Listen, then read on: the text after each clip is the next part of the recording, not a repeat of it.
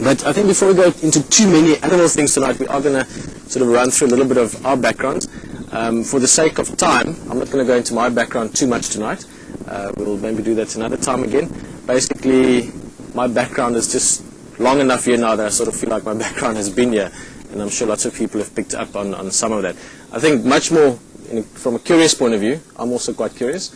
Angie's going to tell us a few things about her background, and then Rexon is going to come and tell us a bit more from what he was busy with last time as well. So, Angie, where are you from? What are you doing? Where are you going? All that kind of stuff. Don't we always wish we knew where we were going, right? But a little bit of background. It started very early. I grew up in the city, and I think it was my first year in school. We did a tour. We did a hike with the school, and parents and kids, you know, when you're about that big.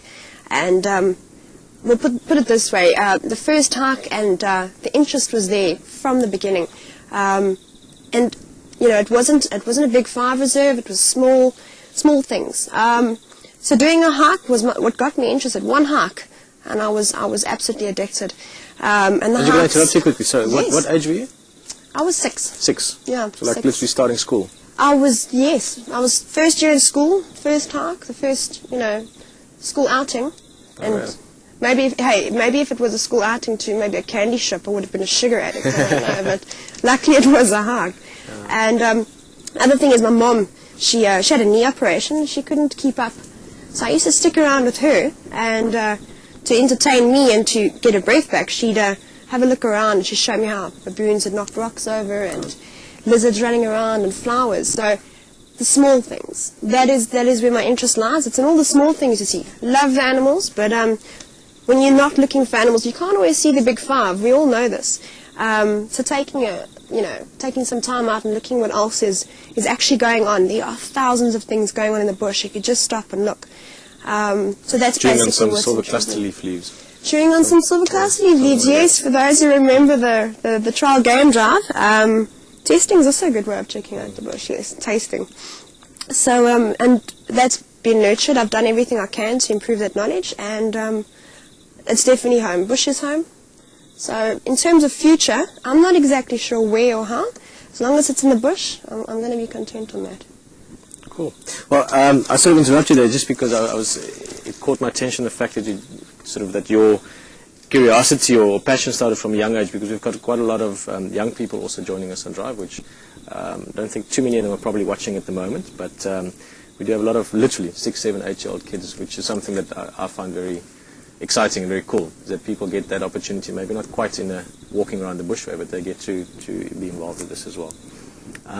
Angela, I'm going to just sort of let you talk a little bit more. I'm going to jump out and get behind the camera. Thank you very much from my side. I'm not going to see you again from this side of the fire tonight. See you tomorrow morning on Drive. Everything should be cool. I'm just going to talk to you a bit more, and then Rexon will join her as well.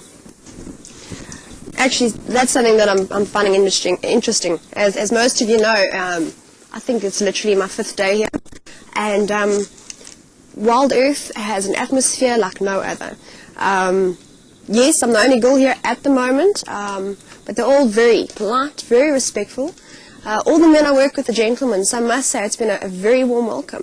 And one of those who's given me a really warm welcome is Rexon, my Shangaan friend, as we're now calling him. Hi everyone, just joining here around the fire. It's very good for me. And nice to meet Angie for his 5th day around the camp, which is very awesome. Yeah, it's been good meeting for you as well, Rexon, I must say. You've always been quiet, always friendly, always got the smile on your face, I must say. Yeah, it's how the Shangaan behave around the area. Shangaan. Oh, that's a brilliant, interesting Shangaan. From when I've started you, I've been drilling you with questions about the Shangaan and your background. It's so interesting, Rexon. Yes, very interesting. Actually, as Peter mentioned that we are going to talk a little bit about our background, all of us, Angie, Peter, myself, Marco. My background, I'm coming around the area. My future, I really like to be in the bush.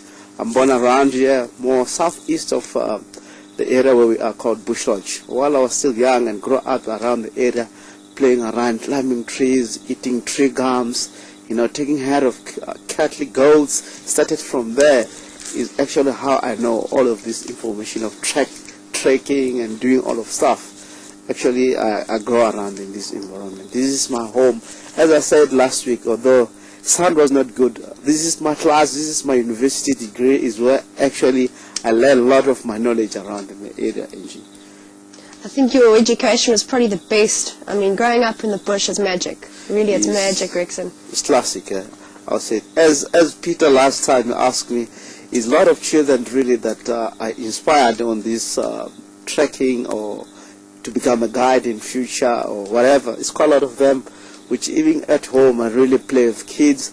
As a lot of people know from the website, I'm doing school outside with kids, a lot of projects I'm very much involved with there, trying to teach all the kids about treks and everything, playing together with them, having fun. Although you know that a lot of time, this time, nowadays, I mean, a lot of people, especially tribe, our culture are getting, they're losing the culture, is getting diluted. I mean, the number of people that like Western influence is very, very high. But I think that in the rural areas, for kids to come around the bush, to learn more about the trees, learn more about the birds, trekking, and, they really, really like that quite a lot. Well, definitely. I mean, never mind teaching the children, actually, you'll find that most of us, myself, Marco, and Peter, if there's anything we're uncertain of, we know we can come ask you. Definitely, you're all welcome. My trekking skills is very hard because it's passed on from generation to generation. As I mentioned, this is my university. My grandfather taught me, my father taught me, my brother also took me to the bush while I was still young. Learning more about trekking, finding games is what I've done while I was still young. So that is my background around the area. And Rexon, if you don't mind me asking, your own children, when you say you're teaching children, surely your own kids must be in there as well. You're probably raising them the same way and introducing them to the passion for the bush. Yeah, for sure. I got one son. I got 3 daughters, which my son is very much inquisitive on coming to the bush, taking him with kitties and check around the bush. He likes to know about plants, trees, trekking. He is very good on that. Well, trekking. I hope in future he will become guide or something else. I think he's going to have big shoes to fill, Rexon, if he does decide to guide. Yeah, for sure he will. Rexon, something I've been wanting to ask you. Out of all the things in the bush, the trekking, the trees, birds, animal behavior, what is the one thing that you actually find the most interesting? What's the one aspect you enjoy the most? I'm sure our audience know that just seeing whatever on a daily basis when I go out and drive, really they can witness that leopard is the most interesting species to me. I like trekking leopard the most. To find leopard, I feel like, if I really find the leopard, you can see screaming, you can see, my participation if I find something, and the way I react in front of camera, you can really see that I'm a lot more happy.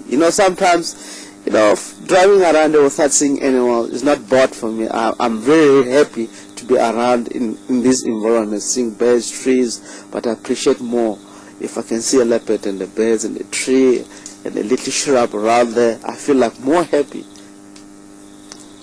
No, I think with Rexon, most things make you happy. I've seen you just get excited generally about everything in the bush, but a leopard is a beautiful creature. I I like your choice. It's a very good one. So it seems that's something that I'm going to actually bother to ask Marco a bit later, because I know Peter loves his elephants. You love your leopard. I love lions. They're absolutely amazing. I can't wait to see them at Mapochos. And Rexon, that's something I'm going to be asking you. I'm going to bother you until you show me those Mapochos. Myself and the viewers, I know we're going to love it. Definitely by my instinct, because I've been around the area. Tomorrow it's our time as we WildEarth team to see a Mapocho. I definitely guarantee that. I have strong feeling of that. Tomorrow we're going to see a Mapocho around the area. I believe somewhere Cheetah Katla and Befesuk Dam, there will be a Mapocho lying down there. That's going to be good.